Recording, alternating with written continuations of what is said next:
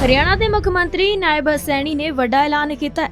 हरियाणा हुनर रोजगार निगम के तहत भाग 1, भाग 2 और भाग 3 ਦੇ ਵਿੱਚ ਭਰਤੀ ਕੀਤੇ ਗਏ ਕਰਮਚਾਰੀਆਂ ਦੇ ਤਨਖਾਹ ਸਕੇਲ ਦੇ ਵਿੱਚ ਵਾਧੇ ਦਾ ਐਲਾਨ ਕੀਤਾ ਹੈ। ਤਨਖਾਹ ਸਕੇਲ ਦੇ ਵਿੱਚ 8% ਦੀ ਵਾਧਾ ਕੀਤਾ ਗਿਆ ਹੈ, ਜੋ ਕਿ 1 ਜੁਲਾਈ ਤੋਂ ਲਾਗੂ ਹੋਵੇਗਾ।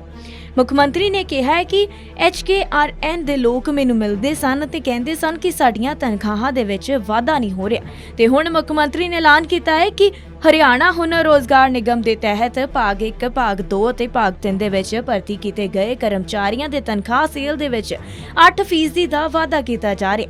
ਇਸ ਦੇ ਨਾਲ ਹੀ ਕਾਂਗਰਸ ਦੇ ਨਿਸ਼ਾਨਾ ਸਾਧਦੇ ਉਹਨਾਂ ਕਿਹਾ ਕਿ ਕੁਝ ਸਮਾਂ ਪਹਿਲਾਂ ਇੱਥੇ ਠੇਕੇਦਾਰੀ ਸਿਸਟਮ ਸੀ ਜਿਸ ਦੇ ਵਿੱਚ ਸ਼ੋਸ਼ਣ ਹੁੰਦਾ ਸੀ। ਇਹ ਸਾਰਾ ਧੰਦਾ ਕਾਂਗਰਸ ਨੇ ਖੁਦ ਬਣਾ ਰੱਖਿਆ ਸੀ।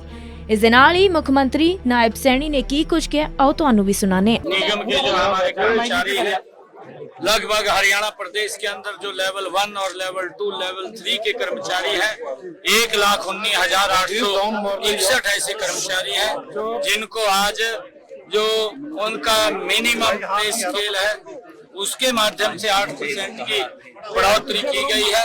और हमारे जो कौशल रोजगार के सभी भाई बहन हैं उनको आज इसका बड़ा लाभ मिलेगा और 1 तारीख से 1 जुलाई ये इफेक्टेड होगा। जो 1 जुलाई ये आई है, इससे उनको इसके अंदर लाभ मिलना शुरू हो जाएगा और 8% की बढ़ोतरी हमने की है। सर, आज कांग्रेस का साधा निशाना है करनाल में जो रोड बन रही है भीषण बारिश के बीच में, और कहा ये नया पेटेंट लॉ है जो मोदी सरकार के नाम होगा क्योंकि यहाँ पर भ्रष्टाचार हो रहा है। इतना अटैक किया उन्होंने, अपना ट्वीट करके भी खोला है। देखिए, कांग्रेस भ्रष्टाचार की जननी है और कांग्रेस गैर भ्रष्टाचार के कहीं उनको दिखाई नहीं देता।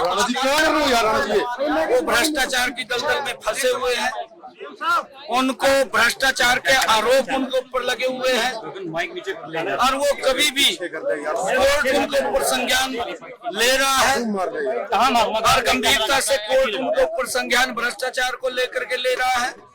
और वो लोगों के बीच में झूठ बोल करके भ्रम की स्थिति फैला करके लोगों के अंदर बरगलाने का काम करते हैं। कांग्रेस अब भ्रष्टाचार में फंसी हुई एक दलदल है और लोग उसके ऊपर अब विश्वास नहीं करते। मैंने आज हरियाणा कौशल रोजगार निगम के कर्मचारियों की 8% की बढ़ोतरी की है। पहली बार है कि हमारी सरकार के अंदर उनको पूरा मिनिमम वेज दिया गया है। पहले की सरकारों के अंदर ठेकेदारी प्रथा थी, कुछ पैसा किसी की जेब में चला जाता था, कुछ पैसा किसी की जेब में चला जाता था, बाकी का बचा हुआ वो लेकर के बस घूमते रहते थे, वो परिवार का गुजारा ये कांग्रेस के लोगों को मैंने आज इस बात के बारे में उनके बीच में कहा है। इस बात को समझना चाहिए। परंतु बरसात पड़ेगी, जब कोई काम चल रहा है तो उसके ऊपर थोड़ी सी दिक्कतें जरूर आ जाती हैं, परंतु जितने रोड ये कांग्रेस के नेताओं को देखने चाहिए। नहीं तो करनाल से कांग्रेस के समय में दिल्ली जाना बड़ा मुश्किल हो जाता था। ये 2014 से पहले की बात कर रहा हूं मैं, लंबी समय की बात नहीं कर रहा।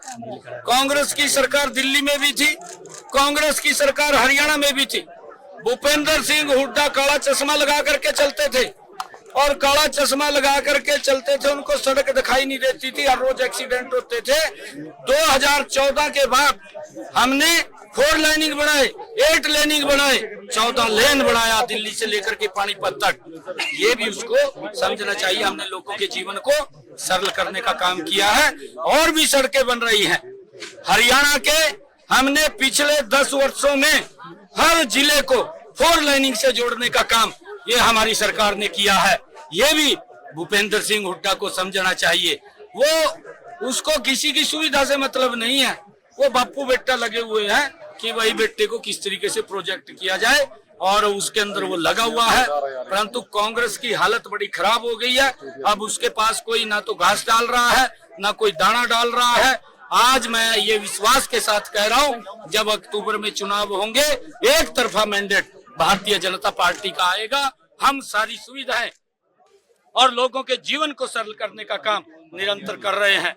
हमने ये भी कहा है कि किसी भी व्यक्ति को किसी की समस्या अगर होती है तो हम उसकी समस्या को सुन करके उसका समाधान करने का काम कर रहे हैं। किसी को भी चिंता नहीं है।